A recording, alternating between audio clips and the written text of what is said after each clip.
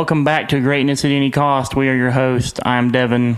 This is Jonathan, and we're going to talk about some things today. Kind of had like a outline that we are going to get to, but right before we left work, we had some good spice that Wizards of the Coast dropped on us. So we were literally just talking about this last week about time warp and like brainstorming all this stuff being in historic, and today they literally banned time warp in historic, which is so good. I'm so glad that they did that.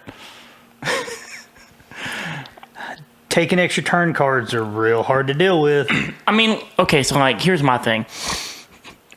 At face value, like a 5-mana sorcery that's just like taking extra turn, at face value it's like whatever. Okay, I mean there's nothing inherently gross about that at face value, but the fact that they could like recur it so often, they could just like endlessly loop it. Mystic Sanctuary to put it back on top. They have unburial rights. Like they're just unburial rights into their graveyard. Like so there's just so many ways of like them doing things with this card that I just yeah. I think Unburial Rights is any card, right? Or is it just creatures? I think it's put a creature onto the battlefield. Why don't we look? It's not like I don't have a computer right here. You're like, look that shit up, Jamie. Is that even, can I say that? Like, is that phrase copywritten? Like, does Joe Rogan have that phrase copywritten? Look that shit up, Jamie. Return target creature card from your graveyard to the battlefield. Okay, so they can't Unburial Rights it. So I was wrong about that. But they're doing something. I saw somebody playing Unburial Rights the other day, and I got so triggered by it that I just thought it was the same deck, I guess. I was just like, why does this keep happening? Why do they keep playing the same thing over and over again? But no, the Time Warp deck, I'm not really sure like what their like end game was, because like halfway through them doing it, I just get mad and rage quit because they've Time Warped me like 6 times, and I'm like, yeah, okay, I'm over this. Like, what's the win con of any Time Warp deck? Just to annoy you. Just to make you mad and you quit. They have like one Teferi in there, so they can technically be like, I have a win condition. Like, but it's just a time warp the crap out of you until you get mad and quit. Like, have one Celestial Colonnade. So this is my spicy take, and I kind of said this earlier today when we were talking about it. I think this is going to kind of be like, what the quote unquote like Deathrite Shaman situation was like back in Modern a few years ago, where they like banned Bloodbraid Elf, and then they were like, man, this deck is still really good. Why didn't it? Just fall apart. It didn't do anything. It's because they banned the wrong card. It's like, I think these control shells, I think these like blue shells are still going to be just as strong without Time Warp. It's just like, now we just play a bunch of counter spells and actually have to win. I think the real problem is still Brainstorm. Like, that's my take, is that like this is like treating the symptoms. I think Brainstorm is the problem though. Like, being able to draw 3 cards and hide 2 of them. Someone thought seizes you and you're like, Brainstorm, put my good stuff back on top of my deck. Yeah, so I think Brainstorm's the real problem. I think Faithless Looting is another real problem too that we talked about last week as well. Faithless Looting has always been a problem. Yeah, so it's kind of one of those things is like, at least they did something about it, but the thing they did about it is like, meh, okay, like, at least they're paying attention. Like, they even said, I can't remember what the event was, but there was like a historic event recently where the numbers were like stupid high. It was like over 60% of decks that had won, of the winning decks, like had blue in them. They were all like Brainstorm decks. So, well, yeah, because it's a card that you play 4 of in Legacy. Yeah, of course it's going to be good in historic. The only reason it's not played in Modern is because it's not legal in Modern. Exactly. If it was legal, they'd play it. Exactly. So yeah, that kind of I just wanted to kind of put that on top because of they dropped that like literally right before we got off work. So I was like, oh man, this will be something good to. No, it's funny. We were just talking about this last week, but we were talking because there's something I saw that you didn't see, so I'm getting to spring this on you like super fresh. Oh, this is good. I know, because I just want your genuine like WTF reaction to this. So WotC has just been dropping secret layers left and right. It's like the Oprah show. She's just pulling them out from underneath her seat. Like, you get a secret layer and you get a secret layer, right? It's just like the whole joke, Victoria's Secrets joke. It's not a secret anymore. It's not a secret anymore. Exactly. So we had Secret Layer of The Walking Dead. Oh, you're talking about Stranger Things? Oh man, I was hoping you hadn't seen this. Yes, I was like surfing the web and I seen it right before I came over. Secret Layer of Stranger Things. My response to this was the exact same response I had to Secret Layer Walking Dead. Who cares? I mean, collectors, but Stranger Things collectors or MTG collectors? Or the super niche audience that happens to be both? Like that. I mean, other than just like die-hard, like Commander-only players, who cares? Like, well, see, that was the thing. When they did The Walking Dead, they did come out and say that, yes, these were legal Commander cards. Well, yeah. I mean, yeah, you're going to be able to play these in Commander, but like, this is literally the only thing they come in. They're going to be, like, impossible to find. It's just like the Walking Dead cards. Like, I play, a decent amount of Commander with people, and I never see those cards because no one has them. Well, that's the thing. And the people that do have them don't want to crack open the set to part them out. You know what I mean? Like I still have a complete set of the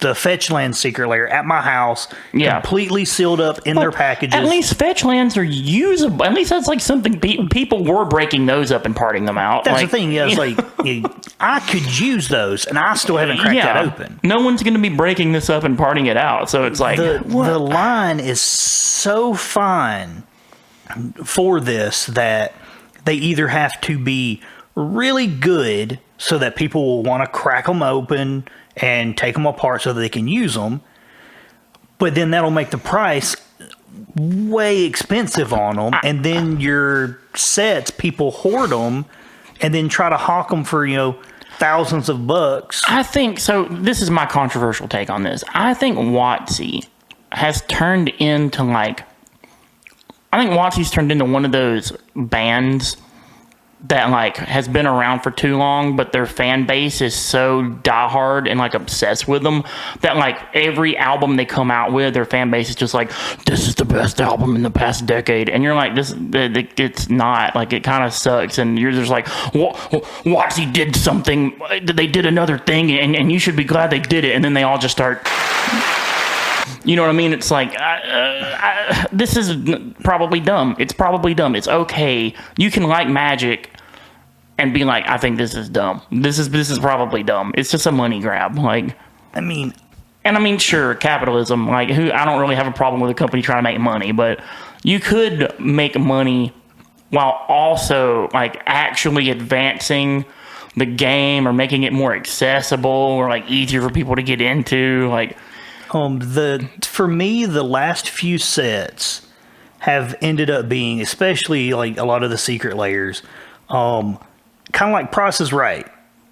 How much is this going to cost? Right, because you don't know. Because some of them were cheap, and then some of them were like $300, and you're like, well, okay. And that's another thing. Range that it's really crazy. That just goes to prove that WotC knows the value of their content. Like when they did the secret, remember they did like the Secret Layer Godzilla lands. It was only just like 5 planes, and they had the artwork was amazing. The artwork on them was great. Like they were amazing. They were awesome looking, like super cool looking lands. But that Secret Layer, they were also basic lands. Well, and that one was also only like $30 for that Secret Layer drop. It was super cheap. But then when the Fetchland Secret Layer drop comes out, it's like $280 or something. Yeah, and it's like, well, dude, it's just 5 pieces of cardboard, just like the last thing you did that cost nothing, like that cost $30. Like, why? Because it's Fetchland. So WotC, even though they've always kind of said, like, we don't want to put a value quote. I'm doing a lot of finger quotes here for people that are just listening. Like, Watsy says things all the time, like, we don't want to put a value on our cards. We only sell sealed product. But then they'll make 2 sealed products that are literally the exact same thing, the exact amount of things in the product, the same packaging, the same number of cards, etc., etc., etc. Yeah. Like, the if your only supplies difference cost the same amount, Yeah. why doesn't your end product cost Exactly. the same The amount only- if you don't pay attention to the market? Exactly. The only difference in the cards is what's printed on them and what they are. So that is just Watsy kind of like shooting themselves in the foot, really. It's like they're basically assigning, they're like, these cards are like more valuable to the game, so they're monetarily more valuable to us. So we're going to charge more for this than we did this other thing that's pretty much exactly the same and costs us the exact same amount of money to manufacture. Yeah, I mean, Yeah. you know, and I get it. Hey, they're a company. They're not a nonprofit organization. Their whole thing is to make money. Yeah, no, I'm not like And getting if- onto them for making money, but there It's is. like, well, it's one of those like we get that. We understand Yeah. that your things are going to cost more, but don't blow smoke up us Well, with trying to say that you don't pay attention to it when we understand that you have to. and there's also a difference between like being genuine with your customer base and just pandering. And Watsy is kind of treading into the territory of just pandering. They're like, you know, you guys want a Marvel set? We'll give you a Marvel set. Here's a Marvel set. Oh, you want Batman? We'll give you freaking Batman. You know, like, what's next, right? Like you want Harry Potter school? Fine, here's Harry Potter school. Like, I mean, I mean, come on, like. At least they did the Harry Potter school right, because It was a real set. It's a print to demand, Yeah. whereas like everybody wants Fetchlands, Yeah. but they're printing that in a like limited run, set. You know, the other thing that blows my mind about Watsy is like they like to talk about all this like being inclusive with the game, like but how inclusive the game is and all this kind of stuff and how anyone can play it. Their and prices then they just are not inclusive. And then they just print these like super bougie VIP products. They even had, I can't remember which one it was, but there's a video the professor made of some guy from Watsy being like, maybe this product isn't for you because it was so damn expensive that they were just like, maybe this isn't for you. And it's like, wow, man, that's super inclusive. What was that one about? Was that about the Fetchlands? I think it was one of the I think it was one of the like special edition. Oh, it was the collectors, like all foil. things. Whatever those are called. I can't even remember. The premium packs. Yeah, it's like they're literally printing premium. They even call them premium. They're even printing premium VIP products, basically. And the secret layers are literally VIP products. It's like, are you signed up for the list? Well, then you can't get it. And it's like I don't know, man. I just feel like the game should be the game, and it should be like, if you want the Walking Dead cards, if that's a thing they're going to freaking do, then it should be easy for you to acquire them. Like, you shouldn't have to, like, be on some secret list and only catch it at the freaking, 1:30 in the morning or whenever it drops, and it's only live for, like, 30 minutes. And then if you don't get it, then you're screwed. Like, that's... I don't mind. Like, that just seems so ridiculous to me. Like, the thing that, like, makes me wonder is I'm not sure if they're truly in touch with their fan base, because when I look at products like that, it's not, oh, well, I'm going to get rid of the set that I have because this set looks better. Yeah. It's, well, I already have this set. I'm not getting rid of it. I'll just collect another set of this other art. And the prices don't drop like they say that they think they're going to drop. So, and I don't know if they're actually trying to get prices to drop or just get more money. So I have a spicy take here, and again, this is not a political podcast, so I'm not trying to make this political at all. So I'm going to try to stay away from that. But last year, you had people on unemployment making twice as much money as they were making while they were working. Like, I mean, let's just be real. Like, I knew people that were making twice as much money on unemployment than they were making while they were working. And then on top of that, they were getting stimulus checks. So I think Monty was just like, we're just gonna print whatever. Like we're just gonna be sitting around one day and like who's got an idea? You got an idea? Who's the new guy? Jim, the new guy. You got an idea? We'll print it. Print it now. Print it. And they were just like boom, shoving stuff out left and right because people were just sitting around with nothing to do and they had a bunch of money and they were just like, sure, I'll buy your secret layer. And what's crazy about all that stuff is you couldn't even go play anywhere. No one could even leave and go do anything. So you're just blowing all your money on cardboard. It's getting shipped to your house and you're unpacking it and you're being like, look at my cardboard. And then you're like, but I can't even go anywhere and do anything with it. Like, in Watsy's defense, it was brilliant. Oh, yeah, as a business move? Oh, yeah. It was brilliant. But as far as like the health of your community, not so much. And just the optics of it, as far as the optics and the health of the game and the community, it looked kind of bad. Yeah. It wasn't a good look. Like, oh, you guys got a bunch of money that you should be spending on like your bills and your rent and your mortgage or whatever, your kids. Here's 40 new freaking secret layers in 1 year. Give us your money. Like, so anyway, that's kind of my take on all that. Enough of that. So to get into the actual topic of this podcast, I can't remember where I saw this at. It was on some group I'm in on like Facebook or something. And they were talking about the different colors of Magic. You have white, blue, black, red, and green. And they were the people in this group were kind of discussing like the different colors and how they've kind of morphed over the years. Like green has everything it could possibly need in the color spectrum for some reason. They're like, oh, green gets removal, sure. Green gets card draw, sure. Green gets recursion. Anything they want. They get flying and death touch and flash and everything. And you're just like, wow, okay. And so one of the people in this group had pointed out that white kind of gets left. They kind of get left unnoticed sometimes. Like white doesn't really have a lot going on for it sometimes. Like as a main color. So like white's a definite support color. When we've talked about tons of decks that splash white for removal spells or creatures. I'm not saying that there are like that every white card is bad. That's not what I'm saying. But the general consensus is that white tends, like just as a standalone color, tends to be somewhat weaker by itself than the other four colors. Yeah, like I would agree with that very much actually. Like they have slowly started making it better for white as a color, here and there, but it's still pretty far behind. The foreshadowing for white was like even in like alpha and beta. I mean, think about the original cycle of these. So for people that don't know this, in alpha, there was a cycle of cards that was supposed to represent like Richard Garfield, the original creator of Magic, had designed this cycle of cards. It was going to be a 1-mana card that did something revolving around the number 3.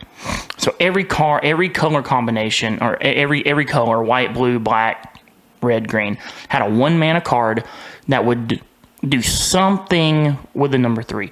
So famously, you have a lightning bolt in that cycle, 1 red mana for 3 damage to any target. So lightning bolt is kind of like the a lot of people will say that giant growth was like the centerpiece of that.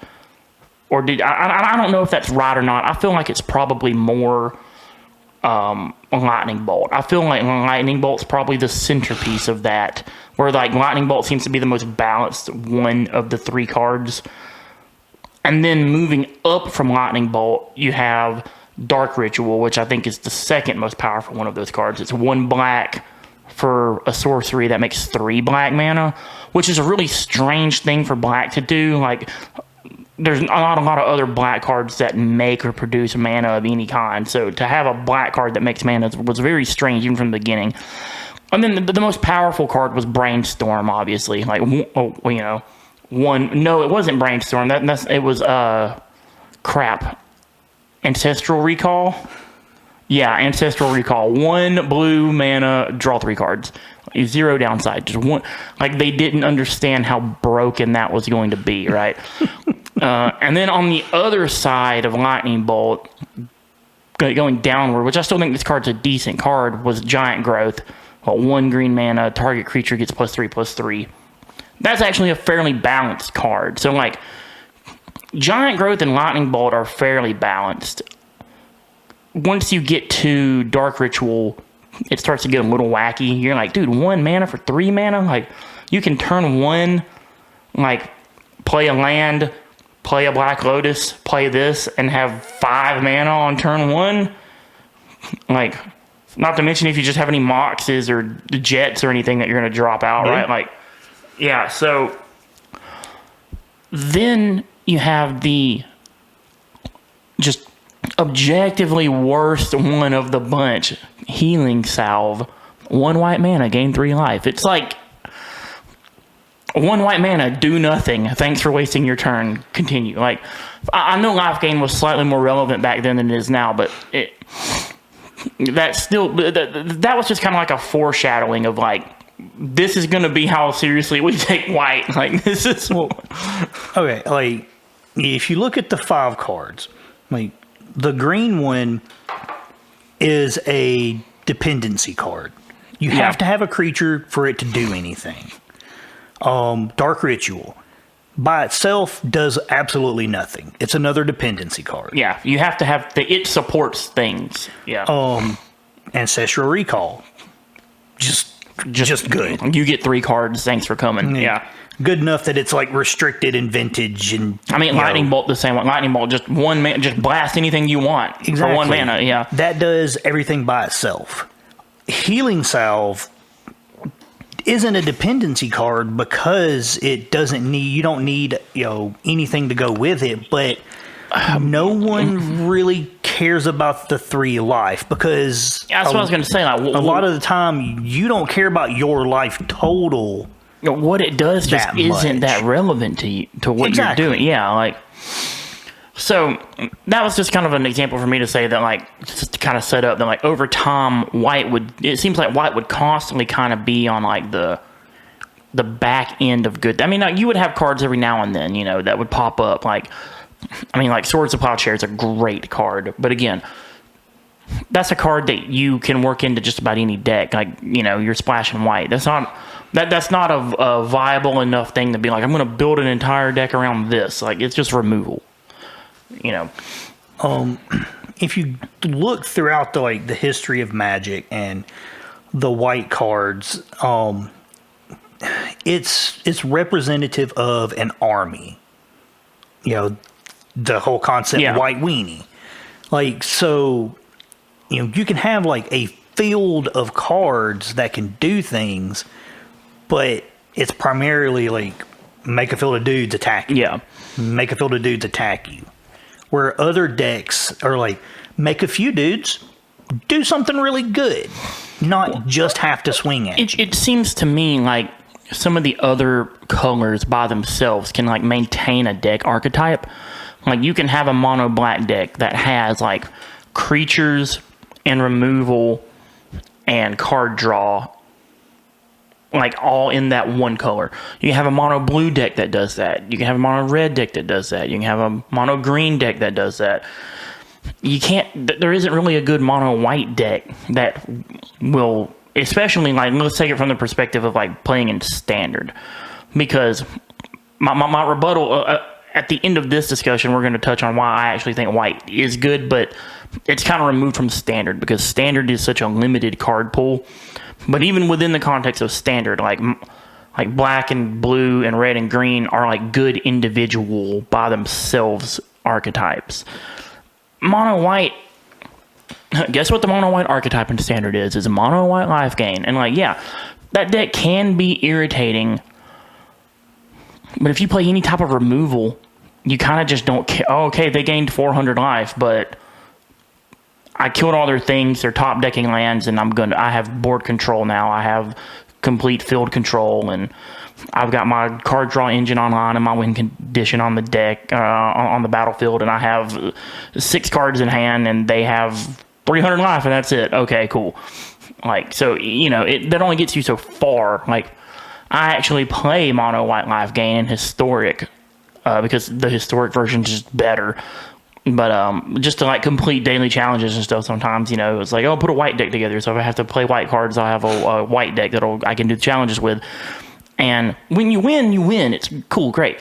But there are a lot of games where I do wind up conceding. I just wind up like conceding the game when I have like 90 life and they have like 10, but I'm out of gas and I draw nothing that gets me out of the situation, and they've gained complete control of the game, and you're just like, well, okay, I'm not going to sit here for 45 minutes while they whittle my life total down. Like it's comparable to mono red.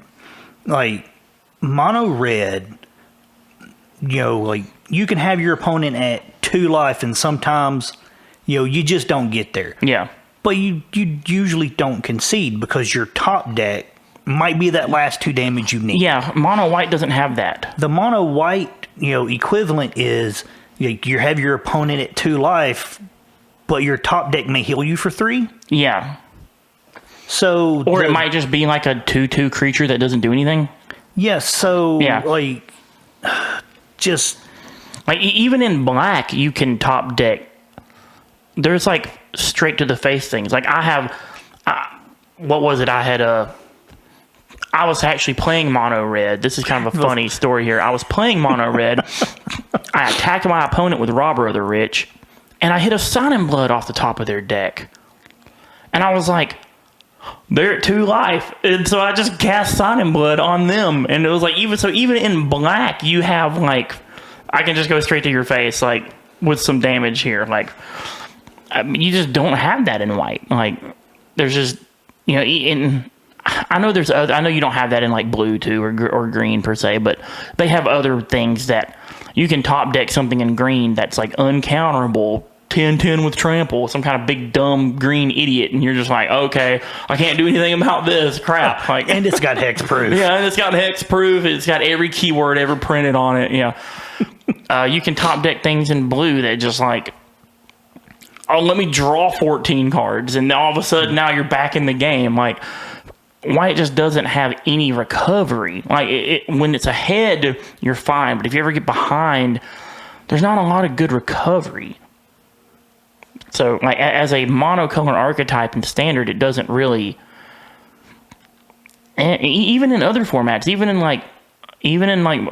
Modern, mono white in Modern is, I mean, is Death and Taxes mono white, or do they splash black sometimes? I mean, as far as I know, it's mono white, right? I don't know. It's been a minute since I've looked at the deck list for Death and Taxes, but I mean, it's predominantly white, and like, it's a good deck, but it's nowhere near like. I mean, don't they play top like of the meta or Inquisitions and Thoughtseizes? They might now. Here's the thing: you can't confuse Death and Taxes and like the Dead Guy L. Yeah, like the Dead Guy L, like Shell. That they are different decks, even though they play very similar sometimes, they are different decks. Like, the Black-White Stoneblade deck is not the same as Death and Taxes. Because the thing about Death and Taxes is you're like main decking Thalias. And if you're playing Dead Guy L plays more like a Jund deck. You're real heavy on the black. You play a lot of hand disruption. A lot of removal. You're playing a lot of removal. You're playing like Lingering Souls and stuff like that. So you're not main decking Thalias because they shut down all the things you're trying to do too. So the whole like hand disruption, control shell, planeswalkers thing doesn't really like gel with the Death and Taxes shell. So they are different decks. They like Death and Taxes, I think, is mono white. They play like Aether Vials. They play like Flicker Wisp and like Stoneforge Mystic and Thalias and stuff like that. Like, they're really just trying to like tempo. It's really more of a tempo deck is what it is. They're just trying to like gain tempo on you. And like they're trying to get ahead, like where mono blue tempo tries to get ahead by just actually getting ahead. They try to draw more cards than you. Death and Taxes, I view it as a tempo deck, but from the perspective of they try to get ahead by slowing you down. So it's kind of the opposite of mono blue, even though they're trying to achieve the same goal. And you see how that works out. Like, not super well, because Death and Taxes isn't a big deck in Modern by any means. Like, because eventually your opponents get to where they can cast their spells. Yeah. And the minute you splash black to that deck and turn it into Dead Guy L, or turn it into Stoneblade, it becomes, like, infinitely better, in my opinion. Because now you just get to tempo them out by pulling their hand apart and killing everything they play. So, I guess just better all around. You're just like, I'm just going to Inquisition and Thought Seize the crap out of you, Fatal Push all your stuff, play Lingering Souls. I just get to play Lingering Souls. Like, there's that, you know. I get to play Dark Confidant and Lingering Souls, so I actually do get to draw more cards than you. I actually get ahead on tempo by drawing cards. And I get to play Lingering Souls, which is just like, and in my opinion, objectively, just one of the best cards. I mean, so it's one card that makes 4 flying things. It's like, okay, cool, great. Like, yeah, I mean, it's a really good card. So, speaking of, like, you know, cards within a color that are good on their own, like Lingering Souls, I think is a good example. Even though, like, Lingering Souls is technically a multicolor card, right? Because the flashback cost is black. Like, but to get the full effect, yes. Like, 3 mana for 2 1/1 flyers is pretty good. Well, I'm going to go by, like, the commander rules. Like, if you build a mono white commander deck, you can't play Lingering Souls in it, right? No. So it's a multicolor card, technically, for all intents and purposes. Like, it's a multicolor card, but it's a really good white card, though. And there are cards that, like, we've been talking about this. Like, one of the biggest decks in Modern right now is Heliod Company, and the white cards in that deck do work. Like, Heliod and Ariok Champion are gross. So Yeah. those are some really good white cards. So this is kind of where I'm, like, starting to point out, like, yeah, there's a lot of things about white that are weak, but there's a lot of things about it that aren't too. Especially as a support color. As a support color, white has a ton of things. It's one of the best, like, boardable colors, in my opinion, too. Because, like, if you look at all the colors, white is the only color that has removal for everything. Yes. You get, like, enchantments, artifacts, creatures, graveyard hate. Yeah. Like, you can stop people from getting their triggers when things enter the battlefield. Mm-hmm.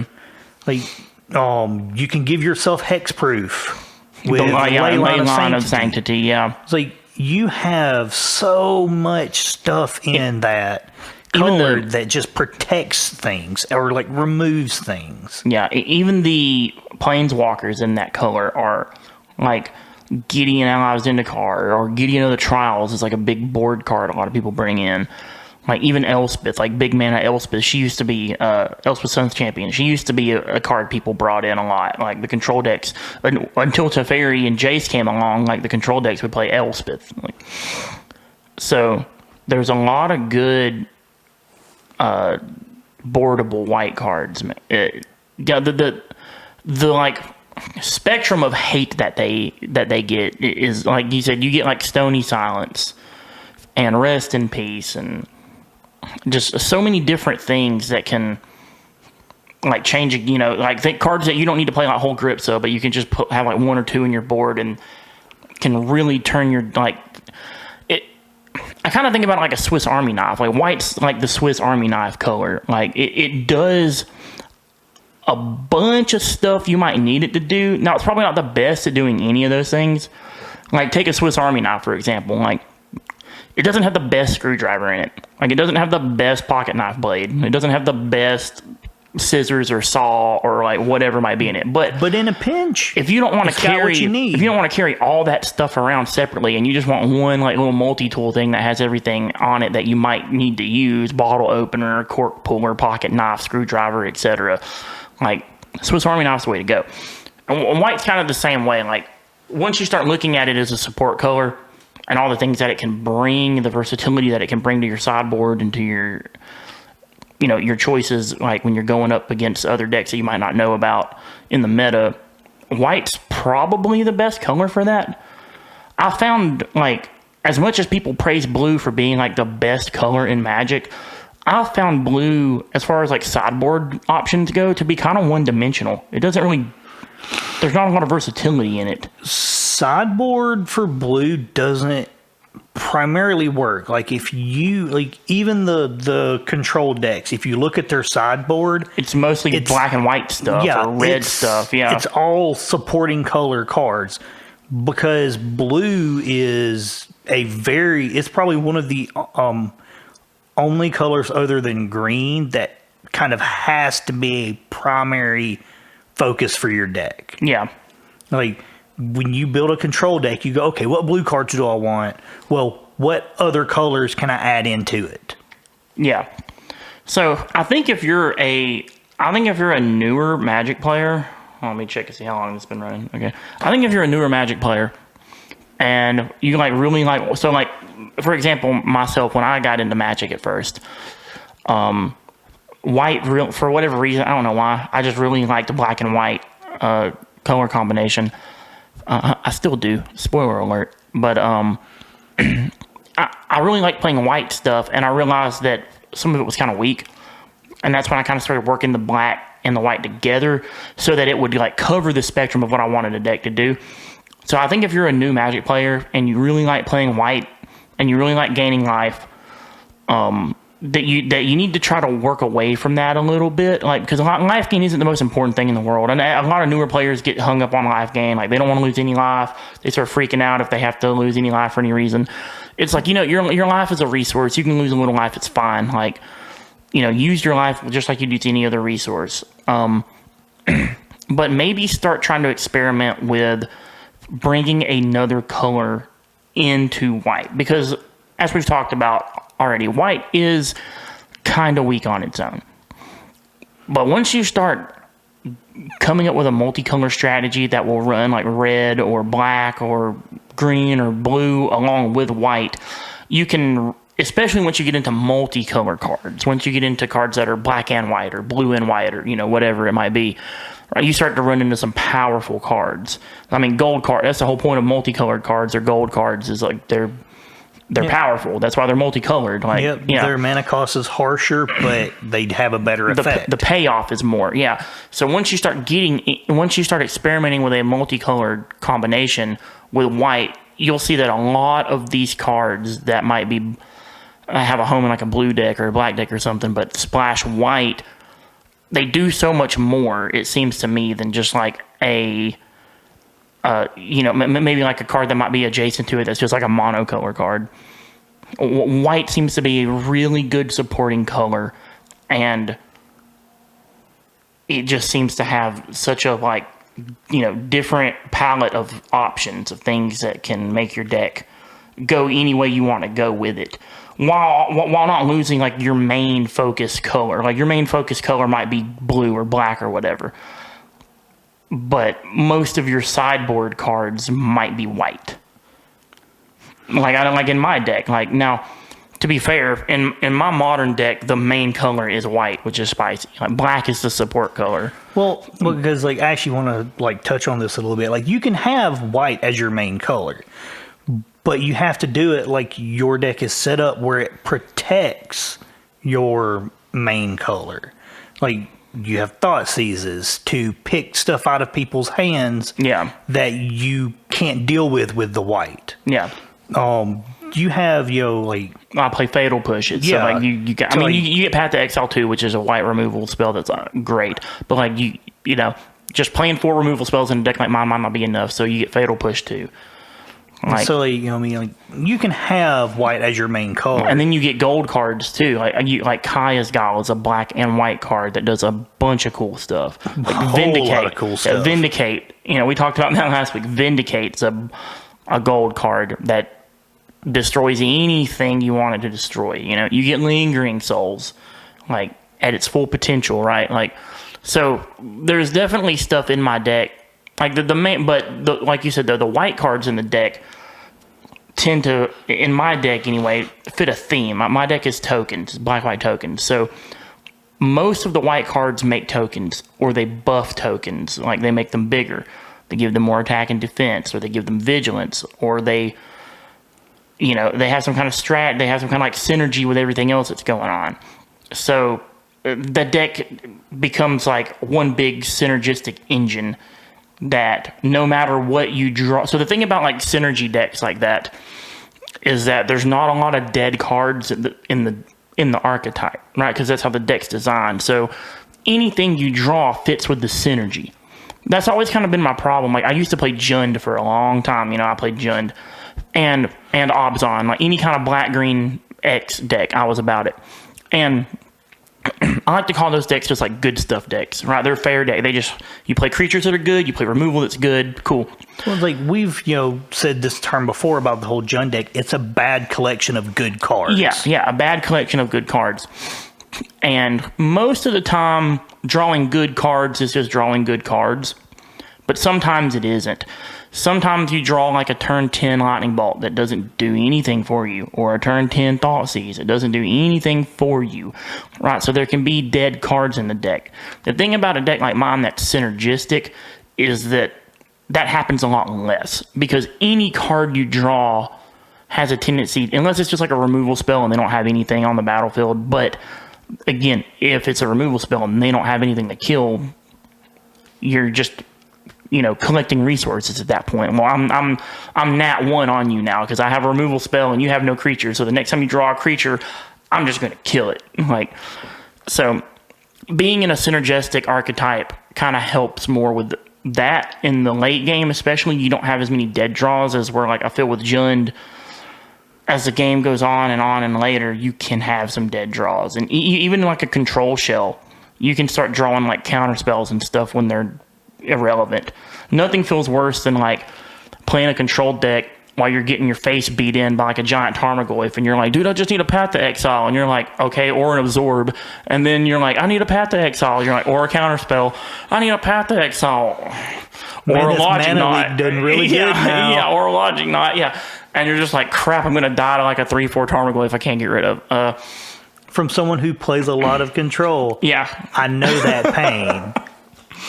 Yeah, or you draw like an opt, and then you're like, cool, maybe I can opt into one of the 28 lands I play. Yeah. Sweet, yeah. Opt into a land, put it on the bottom, draw another land. Well, yeah. Dang. Yeah. So no, I'm not trying to say that my deck is like perfect and never craps on me, because it definitely does. And there's times where you draw stuff and you're like, I could have drawn something better. All I'm saying is that since my deck has like a synergy, especially in a weaker color like white, I feel like if you're going to play one of those other types of decks, that those cards are good enough by themselves, right? Like that's what we've been saying. Like Tarmogoyf is just good enough by himself. Like Liliana the is just good enough by herself, right? Like the only card in my deck I feel like it's just good enough by itself is like Lingering Souls or Gideon Ally of Zendikar. Like they're just good enough by themselves.